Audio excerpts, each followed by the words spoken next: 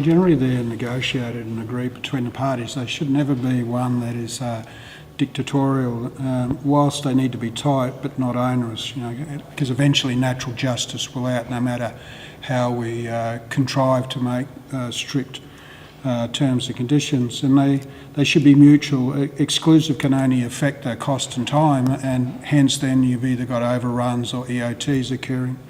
They need to be reasonable, that is fair and equitable to both parties. The days of being a one-sided affair and being adversarial contracts are long gone. The terms need to have a reason for an existence. Quite often we go into contracts using terms and conditions that are set, and people are frightened to change those because they've been there all the time. And lastly, that they're benchmarked against the industry, which gives you that regular review process to make sure that you are on the ball with the terms that you're trying to achieve. Typically, I use KPIs that have been agreed within the team, the contracts team and the owners team, that needs to reflect what gets measured and what gets managed. Now, on a case-by-case basis that is developed, we shouldn't just sit down and say this is the arbitrary one that we're always going to use for this particular contract, these particular styles of contracts, because as we know, things are changing on a daily basis, and we need to ensure that things are relevant and that they are right. We need to understand what the KPI is actually going to measure, not just assume that this is how it's been done, because we can create extremely complicated KPIs and metrics, and only but the person that constructs that understands it. So what we need is a simple approach to it, that the people that are actually going to be doing the measuring are involved in it, and the people that it's going to be that are going to be measured are involved in that, and that there is a mutual agreement and acceptance, because again, as with terms and conditions, we can force that situation and we will pay that price for it, that penalty for it. So that in doing that, if we've got this mutual agreement on the KPIs and the metrics, we then have an agreement to achieve that the contract be fulfilled.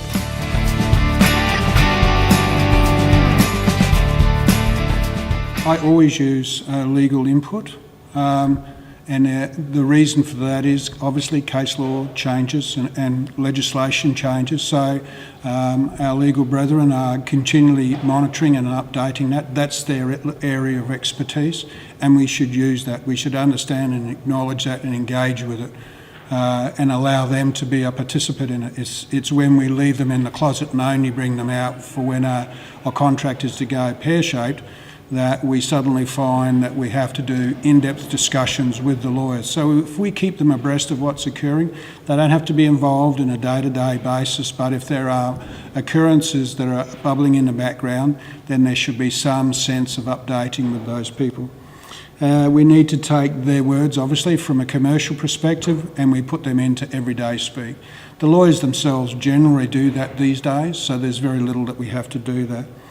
And again, we benchmark that with other organisations to ensure that we're on the ball, that we're engaging our lawyers in that same process, that is, keeping ourselves up to date.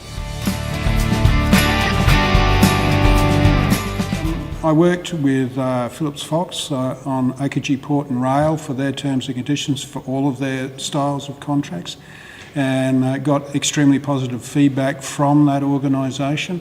They had pursued contracts under their normal legal process without the commercial rationalisation behind it. And I think that was, for me personally, rather enlightening, because I could see the angst that the lawyers were going through, because their intent was to protect us in court. And then I went through the process of saying, well, your protection from in court has a commercial ramification, and this is what will occur. So for me, working with 3 or 4 lawyers to get suites of documents out, they then developed their own refined understanding of commercial application of our contracts to ensure that there was a best outcome achieved for all, and that we weren't setting up onerous contracts, that they were relevant to today's legislation, that they were providing the client with the desired outcomes.